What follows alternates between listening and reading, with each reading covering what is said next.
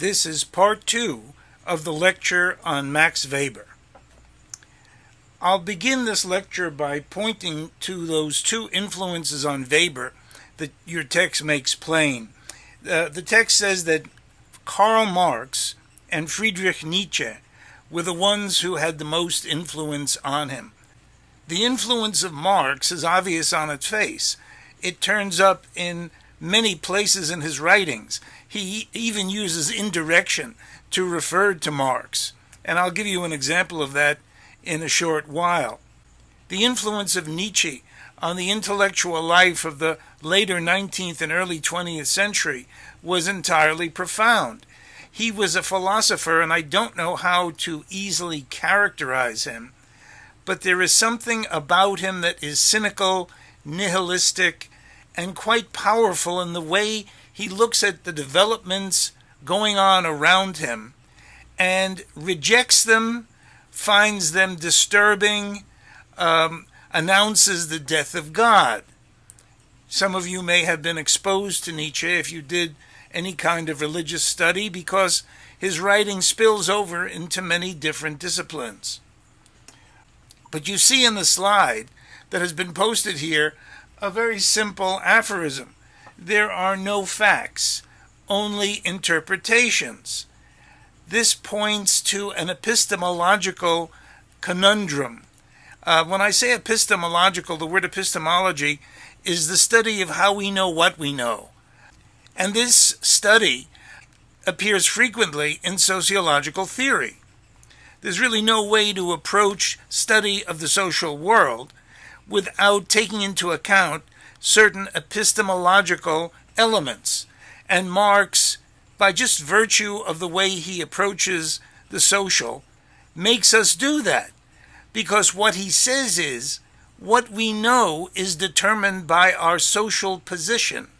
So immediately everything everybody says is suspect from the start, because they're saying what they're saying, either because they have been duped, and take as a kind of naive realist would the things that people tell them about the way the world works, or they understand quite well the way the world works and say the things they do because they want to have an impact on that world and push it in a particular direction.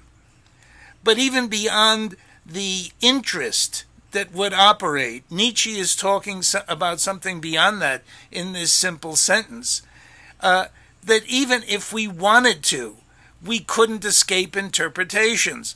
And that is something I said to you early in this class. What Nietzsche is doing is really rejecting realism.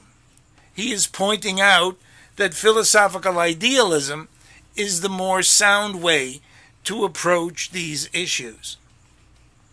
There's another element of Nietzsche that creeps into Weber, but also you can see Marx at work here, and this is in the concept of disenchantment. Your text discusses this in a number of places. What does this word mean?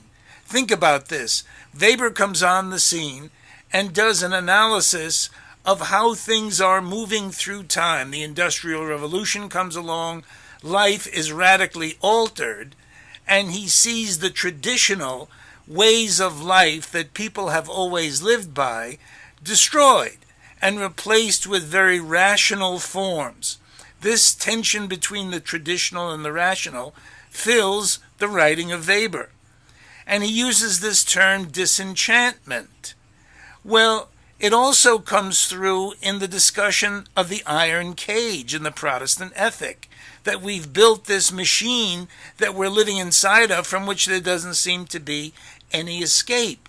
Many in the 19th century seemed to feel this way. Something was going out of the world and could not be replaced. Myself, I don't have a particular affinity for this word disenchantment any longer, because people tend to look at what we call the good old days and think that somehow they shined a little brighter than the days we're living in now. I've always rejected this as an approach. And I ask you, not necessarily to reject this idea, but to consider whether in fact there is a truth in not accepting the complaint completely. I suppose things do disenchant, but on what level? There has been a kind of re-enchantment of the world in many ways. The invention of the computer and all the gadgets that surround us allow us to enter worlds of virtual reality and worlds of imagination that people in the 19th century couldn't have even dreamed of. So to say that the world is disenchanted, yes, I think on some levels it is. Certainly on the public level, on what we expect from others, on what we expect to encounter in the world in terms of how we're treated, the manners. People are abrupt. Courtesy has become a kind of dead letter. Things are clipped. They're shortened. They're made efficient. The old forms no longer obtain. But if you go back far enough, some of those forms were ponderous and filled life. That's all that there were forms. I mean, if you visited people on the basis that you were supposed to and addressed them in the way you were supposed to, life was taken up by these things, and I'm certain no one would want to go back to it. But in any case, I think it renders problematic this concept of disenchantment. Marx talked about alienation. Durkheim talked about anomie. All the social theorists seem to have some concept of a loss, of a kind of anonymity, a bleakness to modern life. I put paintings up of the surrealists who capture, I think, some of this spirit as well. It comes into painting. It's as if the old forms haunt the new ones in the way the painters approach images. They want to get through. And after the surrealists, there doesn't seem to be any need. There's no compulsion even to address these forms. Things collapse into a total abstraction. And now when you look at modern art, there's every possible form that you could see. It isn't necessarily abstraction alone. You've got hyperrealism. You've got all kinds of things going on in the world of art. But there aren't the kinds of requirements. It's an open-ended affair. Some people still paint in the abstract genre, although it isn't, I think, as popular as it once was. Let us move then to some of the other writings of Weber, now that we have discussed this concept of disenchantment. You may have noticed, if you looked at the source of the last three readings from Weber in your text, that they all come from his masterwork, Economy and Society, Wirtschaft und Gesellschaft, Economy and Society. This is that work that I told you that runs to many thousands of pages, a very intense analysis and historical description of where the world, the Western world, and a good part of the rest of the world has been. He wrote separate works on ancient Judaism, ancient China. He wanted to capture the relationship between the economic and the religious and the social orders between all the societies that he possibly could master. It's an encyclopedic effort on the part of Weber. He was also trained in law, as you remember, in his early career, so he had every capacity to analyze the kinds of phenomena that he found. When you look at the first reading from Economy and Society in your text, the title that they give it is The Distribution of Power Within the Political Community, Class, Status, and Party. Now, why does Weber do this? Why does Weber take up this concept of class? And it's a very easy thing to explain. If you remember, for Marx, class was the true division that existed between human beings. This is the operative concept that explained struggle, the war of the different interests, because it devolves in any particular society in a war of classes against each other. They're called different things at different times. They have different interests because of the historical epoch that is involved. If you're in the Middle Ages, you have a class of serfs and a class of feudal lords, but the basis of their antagonism is pretty much the same. One is powerless and owns little or nothing, and the other is powerful and owns everything, until finally you get to the modern world, where the means of production during the Industrial Revolution, now you're talking about factories and heavy equipment, are in the hands of the bourgeoisie, and the proletariat are only able to sell their labor power. And this is the struggle that he analyzed. Weber comes along and says that this is not the only thing that is operative within society. He creates a more complex picture of what is going on. There are some elements of Weber's analysis of class, status, and party that I think to the modern ear sound rather quaint. If you look on page 176, Weber says the following: very frequently, the striving for power is also conditioned by the social honor it entails. Not all power, however, entails social honor. The typical American boss, as well as the typical big speculator, deliberately relinquishes social honor. Quite generally, mere economic power, and especially naked money power, is by no means a recognized basis of social honor. How should we respond to that kind of statement? Is it true in the world we inhabit today? How often do you even consider the word honor in your dealings with anyone, or expect them to use that word in dealing with you? It is almost a word that has fallen out of use. I suppose in some quarters that word still exists, but it's hard to take that word and put it into a political or economic context. If you look in the military world, there's a question of valor or honor. Maybe in the religious world there might be such a word as honor. But in the economic world, I think people who have a great deal of money in our society are almost worshipped. It doesn't seem that whether they do or do not possess honor is an issue that is raised much, if at all. I could be wrong about this, but I don't see it. In Weber's day, the word honor meant quite a great deal. In the middle of the 19th century, when he was born, people were still fighting duels. The concept of honor was exceedingly important, and people did keep it at the forefront of their social interaction. But I don't see that as true today. So I wonder about that. In terms of class, status, and party, Weber needs to define these in order for us to understand what the dynamic is that relates them to each other.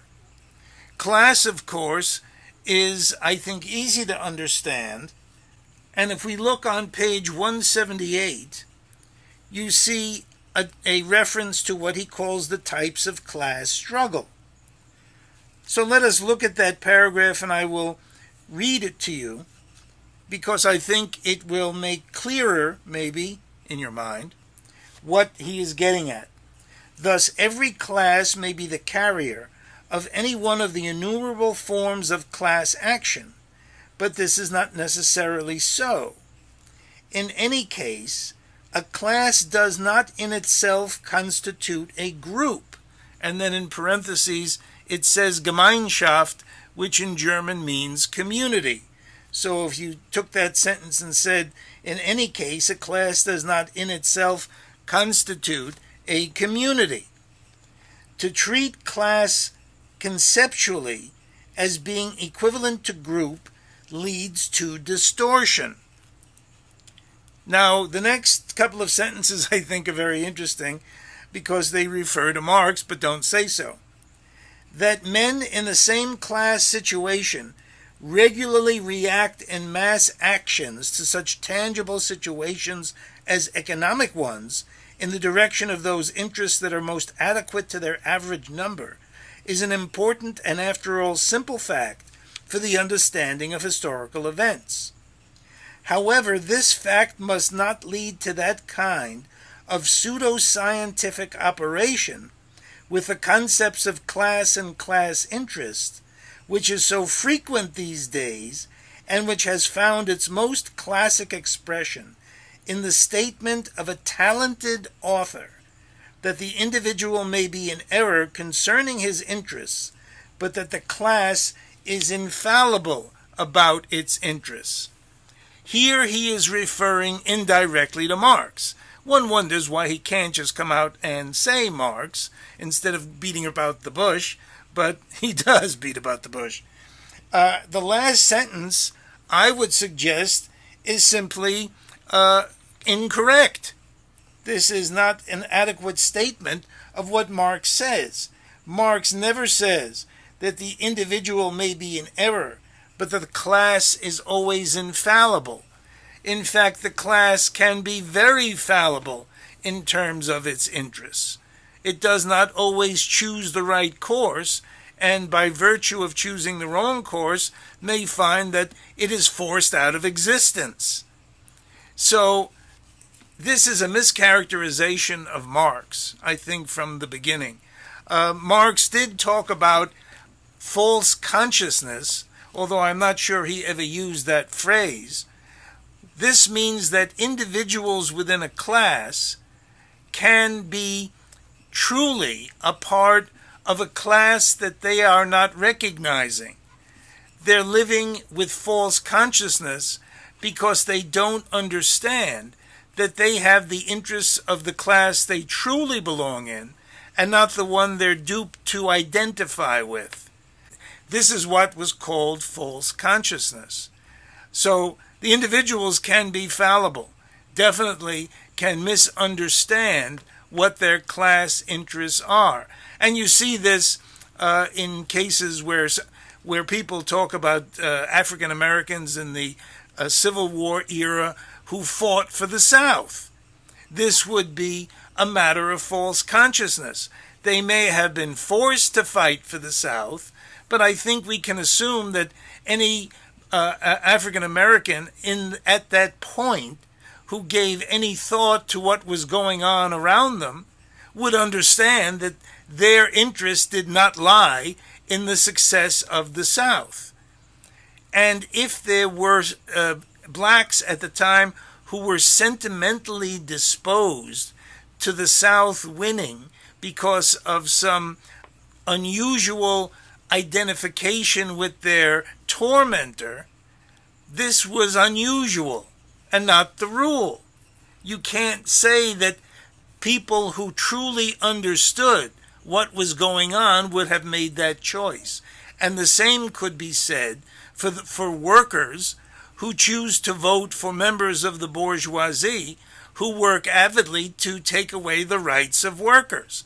This is a matter of false consciousness. So the individual can be in error concerning interests, and the class can also be in error concerning its interests. These things don't follow. So I'm a little bit skeptical of how he characterizes Marx here. Now, in terms of status, this is how people are characterized on the level of a hierarchy within society, how they're seen according to other properties besides simply their class. And he says on page 179, now status groups hinder the strict carrying through of the sheer market principle. In the present context, they are of interest only from this one point of view. Before we briefly consider them, note that not much of a general nature can be said about the more specific kinds of antagonism between classes in our meaning of the term. The great shift which has been going on continuously in the past and up to our times may be summarized, although at a cost of some precision. The struggle in which class situations are effective has progressively shifted from consumption credit toward, first, competitive struggles in the commodity market, and then toward wage disputes on the labor market. The class struggles of antiquity, to the extent that they were general class struggles and not struggles between status groups, were initially carried on by peasants and perhaps also artisans threatened by debt bondage and struggling against urban creditors. Weber is straining to make distinctions that will destroy the unitary principle of class that has been established by Marx. He goes on further to add in the idea of party. And party is a group organized to achieve the success of various interests, usually in a political context. So we are very familiar, as all political regimes are familiar, with parties. And in the United States, we have two major parties. In some countries, they have more than that. They have three. In Great Britain, they have three major parties. The Liberal Democrats, the Conservatives, or the Tories, and the Labour Party. So you've got the party on the right, the party on the left, and then there is a centrist party somewhere in the middle that straddles the two. So what Weber is attempting to do in this section is describe the relationship between these three principles: the principles of class, the principles of status, and the principles of party. How would Marx react to this division, since he only talked about class? It's not that Marx would not recognize how things were organized in the past, but for him the only effective, the only real, the only meaningful division was the one that rested on class. So in a way, he's being criticized for something he's not saying. He's trying to get the world to reorganize itself, at least on the intellectual level. In other words, he's trying to get people to think in terms of this class basis. Whether that is the only basis that has ever existed in terms of distinctions, Marx very well knows that is not the case. But he dismisses these other distinctions as diversions. These take the attention away from the revolution. These disturb the struggle that those who have nothing should be making in order to reorganize society.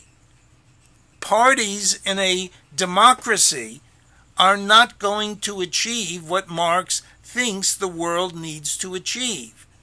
It needs to be a revolution which will overthrow the need for parties.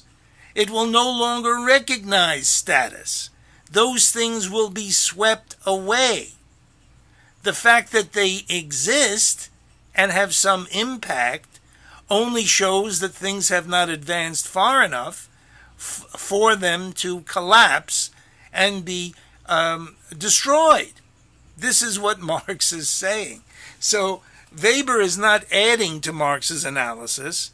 He's just talking past Marx's analysis. That's the difference between the two of them, at least from what I can see. Since we've mentioned parties, your text introduces you to an historical figure, a social theorist called Robert Michels. Now, Robert Michels is very interesting because he was a student of Weber's and began his political and intellectual life very idealistically. He was a socialist and believed in the principles of socialism. In Germany at the time, the Social Democrats were led by a man named Karl Kautsky. The Social Democrats, being a socialist party, theoretically should have refused to vote war credits when World War I was about to begin. Let me just make a few comments about this, because it was one of the great shocks and disappointments within the socialist world at the time. Because throughout Europe there were other socialist parties who were either parts of governments or who were important segments of the political community, if they weren't in government at the time. And the thought was that working men of Europe, and the whole idea was to unite working men throughout the world, had no quarrel with each other, that they were forced to fight wars for the benefit of wealthy people who really didn't care about them.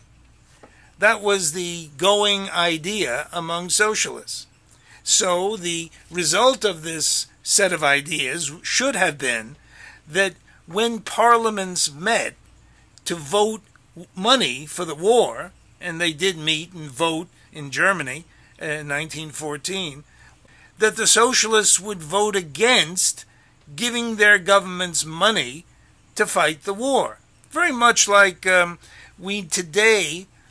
people today will judge whether in the Senate, for instance, you voted for or against the war in Iraq when Bush was president.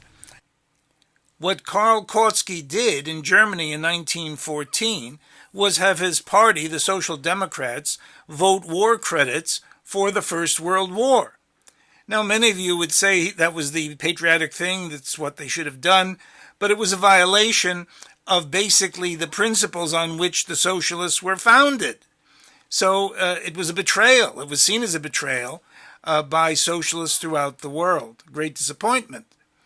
And Michels felt this as well. He wrote a book entitled Political Parties, and in it he enunciated what is called the iron law of oligarchy. The iron law of oligarchy is a fairly simple one. It doesn't matter how idealistic, how utopian, good-sounding a political program begins. When a party sets out, it may be composed of true believers who really want to accomplish what they claim they want to accomplish. They then get into power. New considerations are brought to bear on their actions. In order to remain in power, in order to satisfy new groups, they have to start making compromises. But that isn't even the half of it, because as they wield power, they start to enjoy it. And it doesn't take very long for the leaders of the party to enjoy their position more than the promise that they made, more than fulfilling the promise they made to see that their party platform is enacted and put into practice. All that they start to think about is keeping in power. They become an oligarchy, a little clique of people who are only concerned with saving their own skins. Money may be involved, which it very often is, because they have at their disposal large amounts of money from supporters and all kinds of other sources. This gives them a huge incentive to want to remain where they are. And anybody who comes along and criticizes them, they find reason to put down. So this is the iron law of oligarchy. You can see it operating on a fairly local level. Some of you may belong to, groups like fraternities or sororities or any kind of group. It could be a religious group or an athletic group, whatever it is. And it starts out full of energy and people are all fired up. Somehow it needs to be organized, and there are folks put in charge. Well, the folks who are put in charge take over. And you find very soon that all the energy that existed among the members starts to wane because things are no longer happening with the same joie de vivre that they happened before. The only thing that the leaders are interested in is remaining leaders, and they do whatever they need to do to achieve that. So that was what Robert Michels contributed to our understanding of political parties and this aspect of social organization. In the types of legitimate domination, he uses a lot of terms that need to be discussed. Domination, legitimacy, authority, power, and so on. What is domination? Well, he defines it. He says that it's the probability that certain specific commands, or all commands, will be obeyed by any group of persons, any given group of persons. So some individuals tell other individuals what to do, and they do it. That is domination. It can be associated with the word authority. Legitimate authority is unquestioned. Legitimate means that a minimum amount of force, or no force at all, needs to be applied to get people to do what you have told them to do.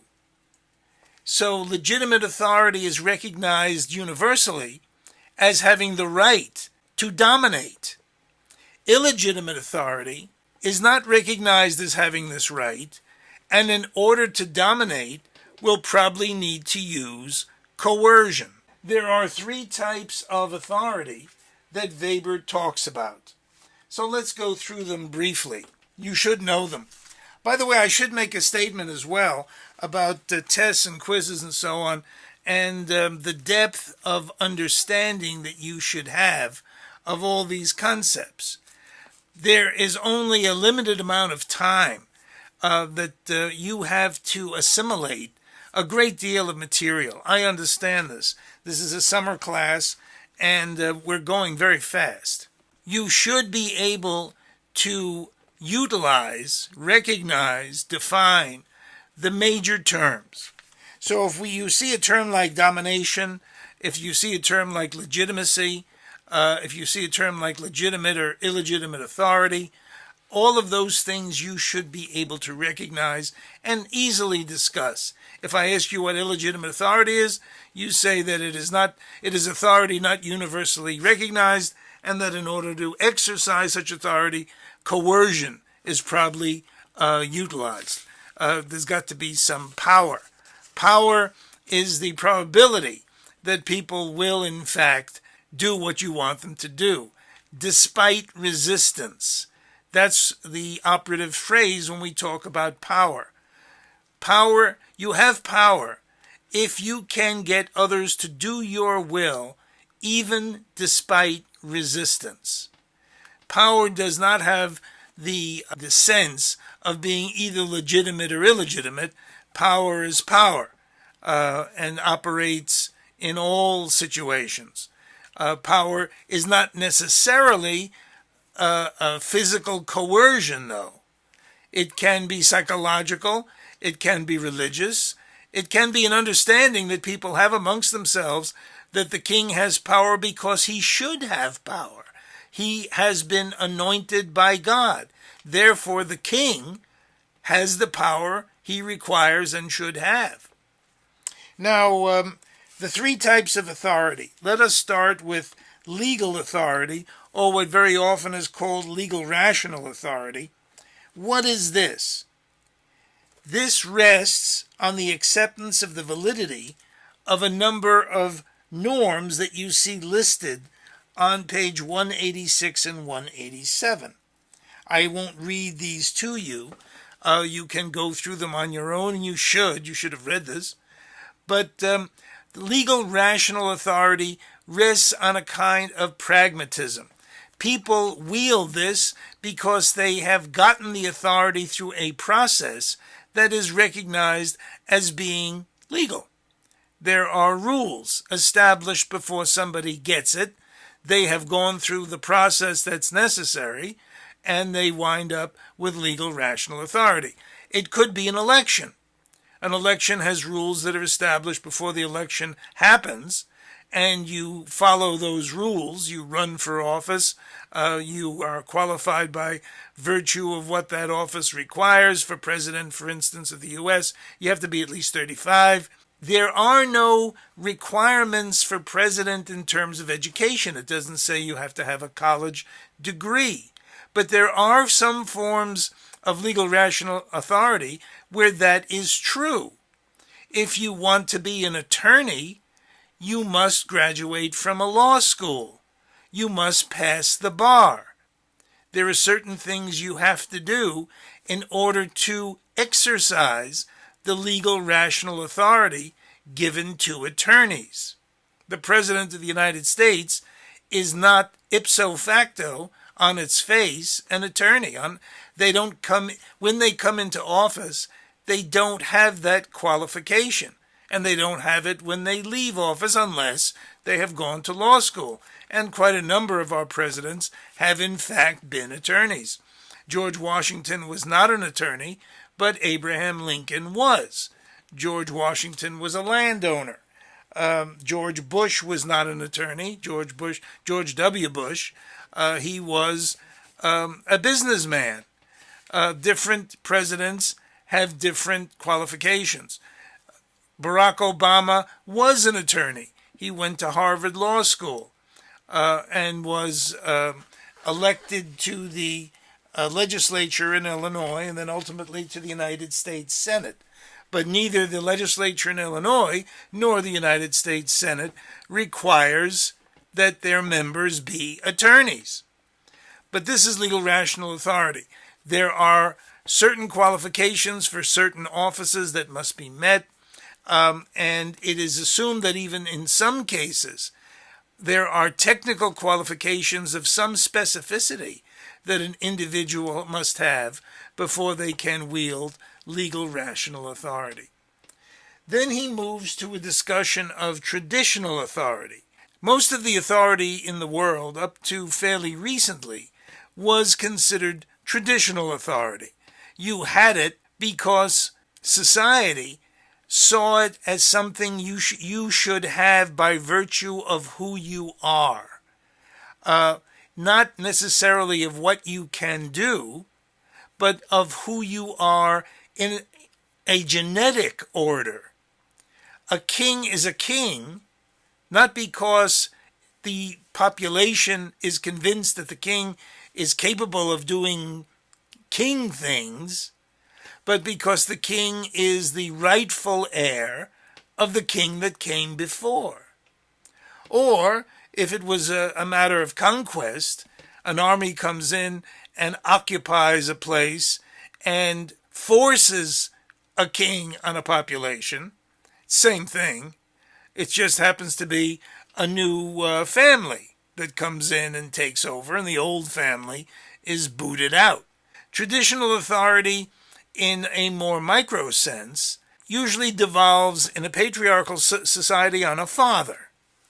Fathers have traditional authority by virtue of their being fathers. Weber makes this observation in distinguishing traditional from legal rational authority. He says on page 187, the person exercising authority is not a superior, but a personal master. His administrative staff does not consist mainly of officials, but of personal retainers. And the ruled are not members of an association, but are either his traditional comrades or his subjects. One of the places that you can find traditional authority being discussed in great detail is the Bible itself. If you think about the patriarch Abraham and his flocks and all the people who lived under his tents, this was an elaborate group of people who had allegiance to Abraham and lived under his authority. It was assumed that when he died, that authority would be taken on by his son, and so on. This is a form of authority that exists in many places in the world today. Tribal societies are organized in this way. Afghanistan, which is a place we have fought for many years now, have many peoples, the Taliban, among them who are organized around traditional authority. The sheik in his tent, the duke in his palace, all of these are examples of traditional authority. The final kind of authority that Weber talks about is charismatic authority.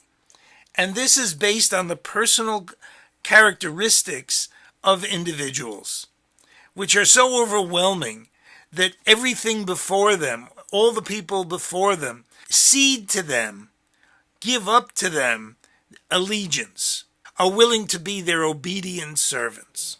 Examples. When I ask students to give an example of this kind of authority, the first one that comes to their mind is on the rather dark side of the force. It's Adolf Hitler. And there's no doubt that within the last 100 years, probably no individual has had the same degree of charismatic authority as Hitler did. But he didn't just leave it at that. He was charismatic, and that's how he gained legal rational authority. Pure charismatic authority doesn't need any further ratification. It simply sweeps others away, and they follow it. But Hitler, in a modern world, could not successfully govern a country of 80 millions and do it on the basis of simple charismatic authority. It was bad enough in terms of how the Nazis carried on their administration, because he did have a very unusual style. What he would do is he would call an individual into his office and they would meet. Maybe it was the head of a ministry or some division within his government, and he had the desire for something to be done on some level. They would go in, and after a number of minutes, they would come out. And somebody would ask them, well, what did he say?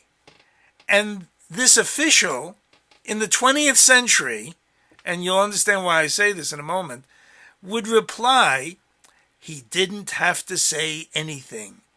I just looked into his eyes and I knew what he wanted me to do.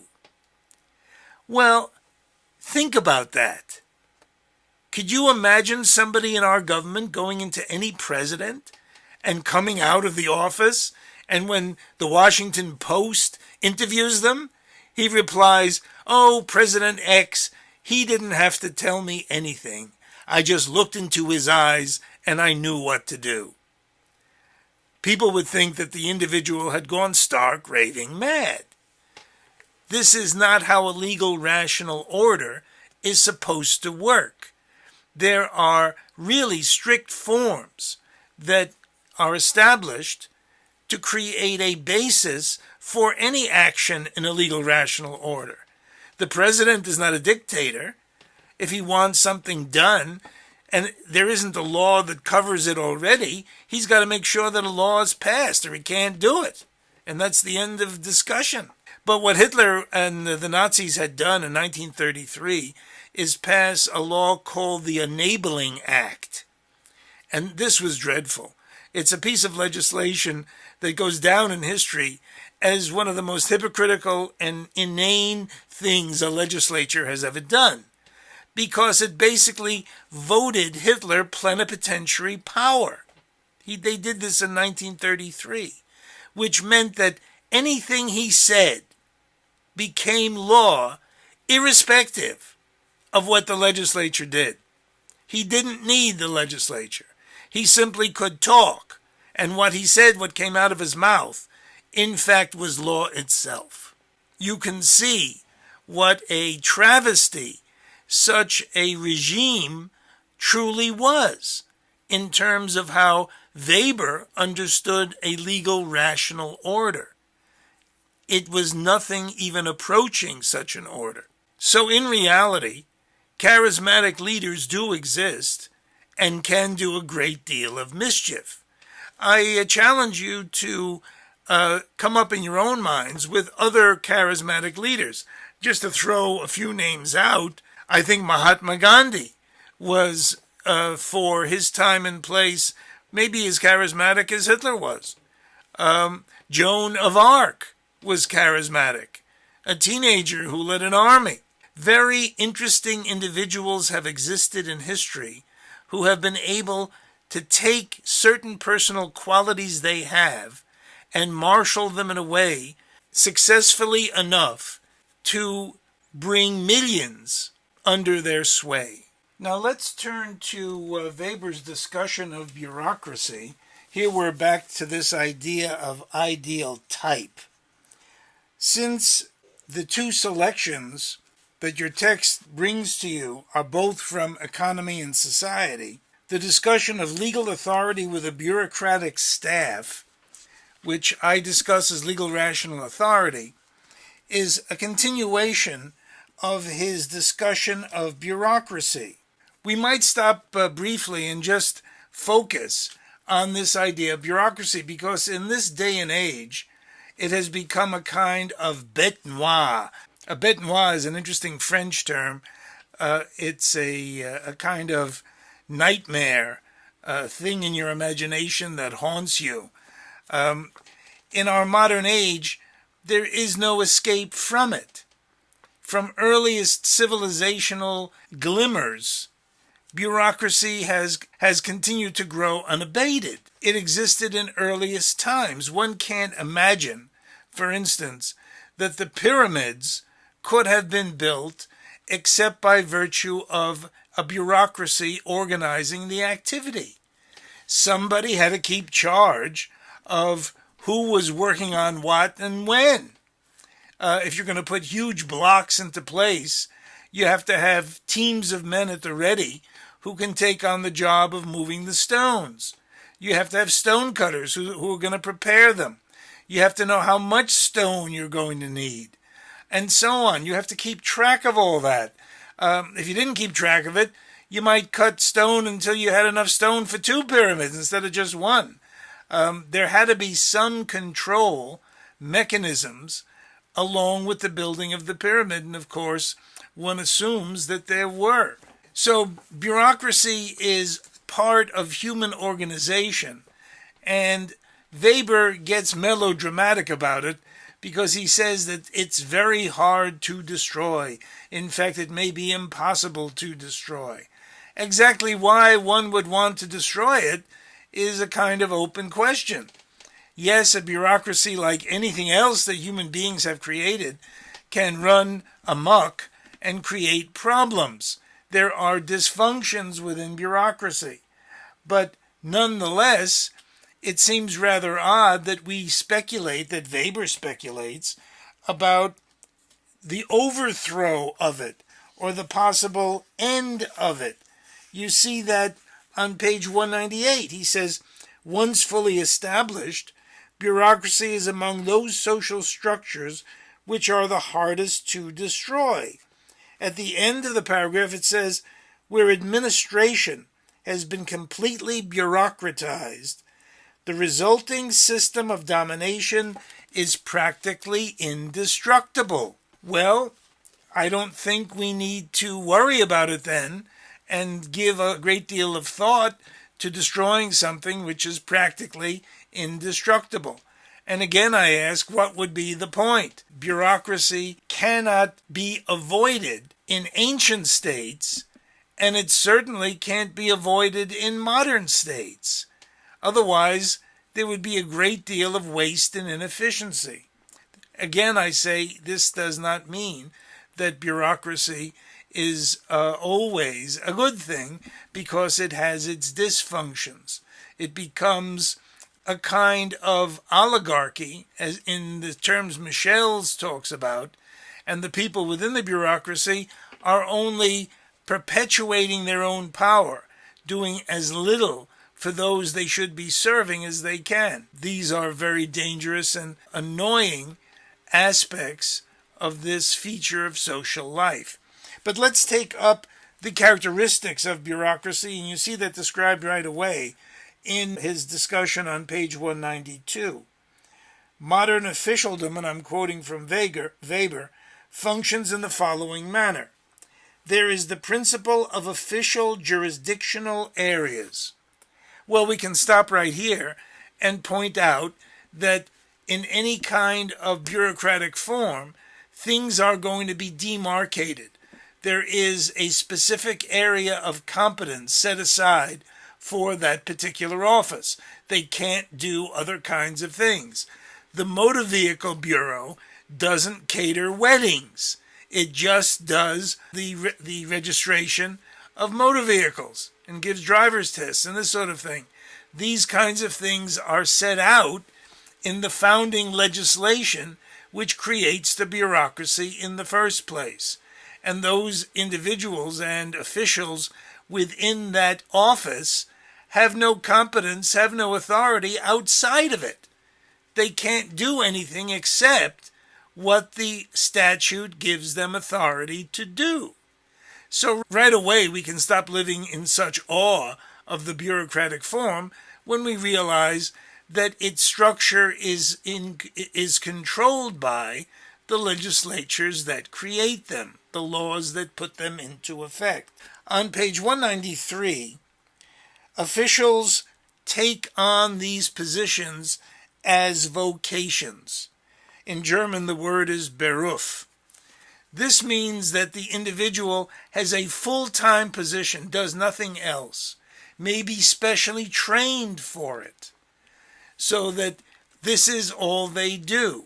They're known by the vocation they have taken. Weber says, legally and actually, office holding is not considered ownership of a source of income to be exploited for rents or emoluments in exchange for the rendering of certain services, as was normally the case during the Middle Ages and frequently up to the threshold of recent times. This was kind of another abuse, but if you look at, say, French bureaucracy during the time of Louis XIV, this would have been the 17th century, the 1600s. Louis XIV became the King of France, I think it was in about 1648, and he reigned until 1715. He reigned a very long time. But in any case, one of the things that he did, and this is a violation of the bureaucratic principle as we understand it today, is he sold offices. In other words, if he had a job to be done, he would sell the job to somebody who would then enjoy the enrichment of the office. They did this with tax collecting. Tax collecting, not only in the Middle Ages, but in Roman times, were done by what are called equites. The situation was dreadful. What would happen is that the equites would be given a job by the emperor, the king, or whomever, the tax collecting authority, and they'd say, you have jurisdiction over this particular province. We want you to bring back out of that 1,000,000 drachmas or sesterces or whatever they used as money as tax this year. Whatever else you can collect, they would tell the equites, you can keep. Well, this is all well and good. You can imagine the abuse that this led to. The equites would go in and wring the necks of the people. They'd wring them out like wet dishcloths until they got as much tax as they felt they could. And they would then deliver up the amount they were told and keep the rest as profit. This was the system as performed at that time. Let's go through the social position of the official. Social esteem and status convention. Whether he is in a private office or a public bureau, the modern official too always strives for and usually attains a distinctly elevated social esteem vis-a-vis the governed. This may again be a dated statement. I don't think that officials in bureaucracies gain social esteem by holding their offices. It isn't a matter of doing so by definition. At one time that was true, There's a character in a novel by Dickens, some of you may know it, called Nicholas Nickleby. And the character is the uncle of one of the people in a family. But he's a very esteemed uncle because he is the collector of the water rates. He goes through the city and he collects the rates that people have to pay for the water that's pumped into their apartments. This was considered something that put him on a pedestal. Oh, Uncle so-and-so, the collector of the water rates. I don't think that the individuals who go house to house, for city utilities, gain a great deal of social esteem, but you can correct me in this opinion. Weber also says appointment versus election. Consequences for expertise. Typically, the bureaucratic official is appointed by a superior authority. This is true more in, I think, European context than it is in American context. We are very fond of elections. We elect all kinds of officials. We elect judges. Judges in Europe are not elected, they are appointed. It is considered a kind of abuse to have elected judges because it opens them up for all kinds of influence that you don't want operating in a judicial system. So judges in Europe are appointed. It theoretically keeps them above the fray of interest. Whether that is true or not, one would have to do research. But I think by and large it is true that our judges are more open to interest and are not as technically competent as judges in Europe, because not only are they appointed, but they choose to be judges at the beginning of their legal career. You don't just go out and be a judge. You have to be specially trained for it. The legal education of a judge is different than the legal education of a lawyer, of a practicing lawyer. Judges in Europe never practice law. They only judge. They move from smaller courts to higher courts. That is their vocation. So in this respect, the European scene more accurately reflects what Weber is talking about than the American scene.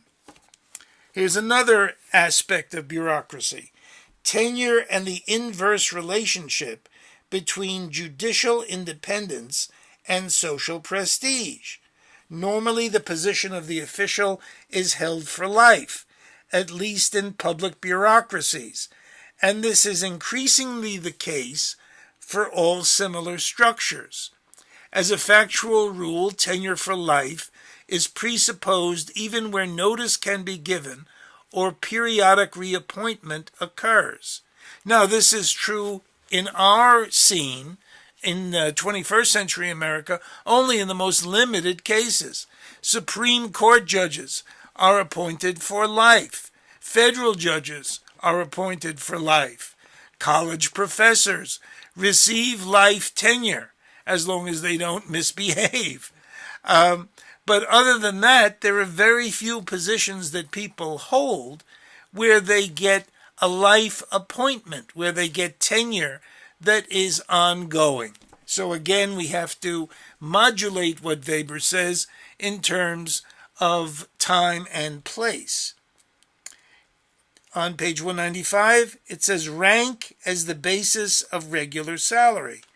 The official, as a rule, receives a monetary compensation in the form of a salary, normally fixed, and the old age security provided by a pension.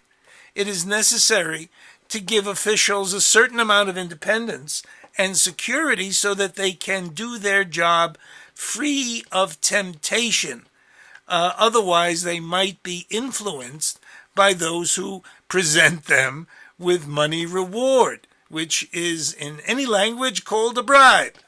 And that would not be consistent with how Weber sees the legal rational authority that bureaucrats wield.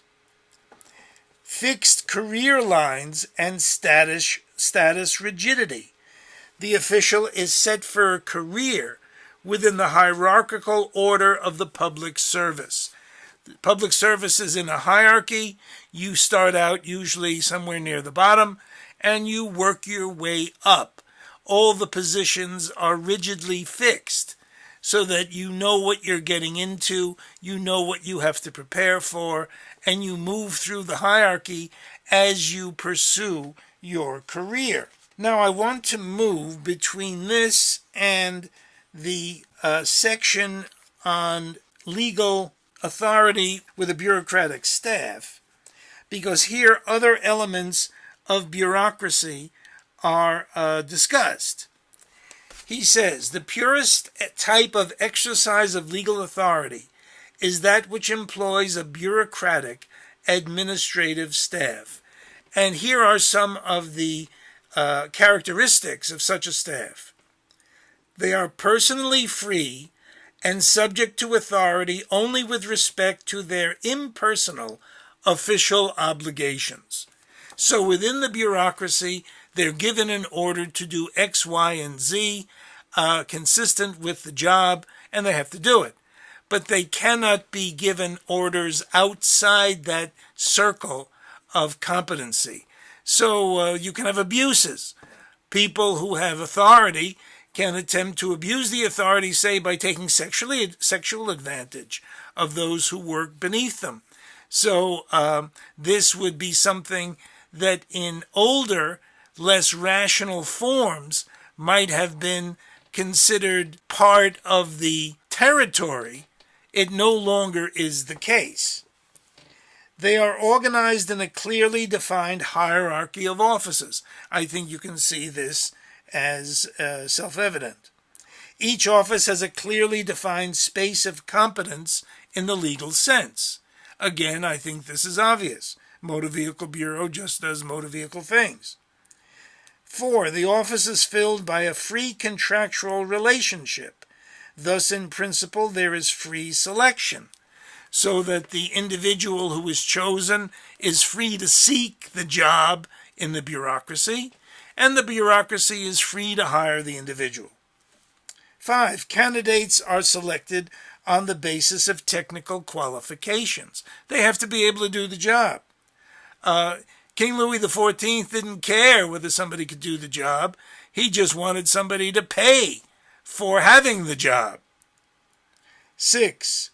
They are remunerated by fixed salaries and money, for the most part with a right to pensions. We have just seen that he repeats himself in the section on bureaucracy directly. 7. The office is treated as the sole, or at least the primary, occupation of the incumbent, so that if you have a job in a bureaucracy, that is what you do. It's a full-time affair. You're known as whatever. You're a clerk in the Motor Vehicle Bureau, or you run an office for the Motor Vehicle Bureau. But this is all you do. You go in the morning, and you work until the evening, and do nothing else. 8. It constitutes a career. There is a system of promotion according to seniority, or to achievement, or both. 9. The official works entirely separated from ownership of the means of administration and without appropriation of his position. This again is a distinction between older forms of bureaucracy, where the person who had the office, they owned it. They'd move in and have the furniture and the office and everything lock, stock, and barrel. Today, one of the big problems in workplaces everywhere in the United States is workplace theft. People take things home. Well, they aren't authorized to do so anymore. They don't own the things they work with. These things are owned by the office in the sense of legal, rational entity that employs them. 10. He is subject to strict and systematic discipline and control in the conduct of the office, so that people are watched in how they work, and they're kept to a strict form of conduct. Bureaucracies take sometimes very interesting steps to achieve that. I worked my way through undergraduate school by working in the post office in Summers. This was in New York City. It's interesting, New York City, of course, has one of the biggest postal operations in the United States. And at the time, the General Post Office on 8th Avenue and 33rd Street in New York was a building of such magnitude that on my shift there were 5,000 people. It was huge. Well, you didn't want people tampering with the mail for whatever reason. Maybe they wanted to open it, to take money out of it, checks, whatever. And you could easily tell that there were checks in the mail because trucks would pull up. Don't forget, this is post office in New York City, and you have some of the biggest corporations' headquarters there. So they would bring trays of mail that were alphabetized of, say, stockholders who received dividends. And these were nothing but checks being mailed. In those days, they didn't have automatic deposit. So those checks would go out, and you could easily tell. In any case, what the post office did was engage a team of inspectors. Postal inspectors had many jobs to do. This was one of them. They also inspected the mail to see if there was any kind of contraband going through, or in those days if people were mailing pornography, which was illegal, and other kinds of things. But what they would do is they would inhabit a kind of semi-floor. There were very high ceilings, and the walls had these glass slits. They were little places where you saw slits that were made of glass, dark. And they appeared at intervals on the wall, all along every wall throughout the post office. Well, what it was an area inside the wall where the inspectors could walk and simply look through those slits unobserved and watch the activity on the floor of the post office. They could see what the people were doing. So you were being observed at all times, or you could be, when you worked there. So bureaucracies maintain control. I think everyone is aware of this. Well, I think this brings us to our conclusion of Weber. Now that you have seen the kinds of phenomena that he is attempting to explain and the way in which he goes about explaining it, it's quite an achievement of scholarship because of the vast breadth and dimension of his work. If you are interested in sociological theory beyond this course, I highly recommend that you skim through some of his works. You'd really have to be dedicated to sit down and read through all of Weber. It would be truly a labor of love. But it is worthwhile reading. Of the three sociologists we've seen so far that you've had direct contact in terms of selections, I find Weber the most pompous. Marx is kind of exciting because you get a kind of tell it like it is 19th century style. It still is removed in its tone from what we're used to, but Marx is about something entirely different than Weber is. Weber comes through, at least when I read him, as fairly ponderous. You wonder sometimes if he couldn't have said the same thing in much fewer words. Sometimes I wonder if my students say that about me.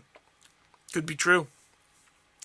Durkheim has a kind of elegance. He's a highly rational French thinker. The French language is given to a certain amount of precision, and Durkheim is nice to read, even though he can be somewhat complex, and his sentences can be long. Weber's sentences can be very long, but that's the nature of the German language, if you've ever studied German, and the complexities. One of the things about translation is that words in one language don't mean precisely the same thing they do in another. So you saw a place in our reading where it said groups, and then in parentheses after that it said Gemeinschaft, which means community. Well, groups and community don't mean the same thing. And this happens more than not in the translation of foreign works. There's an interesting aspect of this in Freud, and we will be studying a bit of Freud. There are no readings from Freud in your text, which is something sad, but you really do need to be exposed to Freud in order to tie a lot of this together. But there's been an argument over what Freud meant when he used the German word Seele.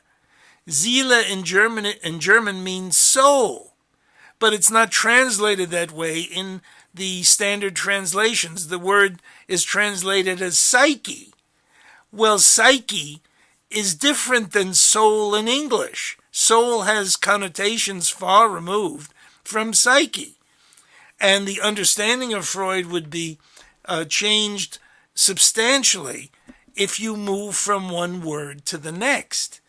So you wonder exactly what you are reading when you read a translation. You are reading translations when you're reading Weber, or when you're reading any of the theorists that we've taken up so far, and when we read Simmel, who we'll be taking up next. He's another German theorist. But in any case, this is the end of part 2 of Max Weber. Please ask any questions, make any comments in the discussion board, the Max Weber discussion board. This is the end of part 2 of the lecture on Max Weber.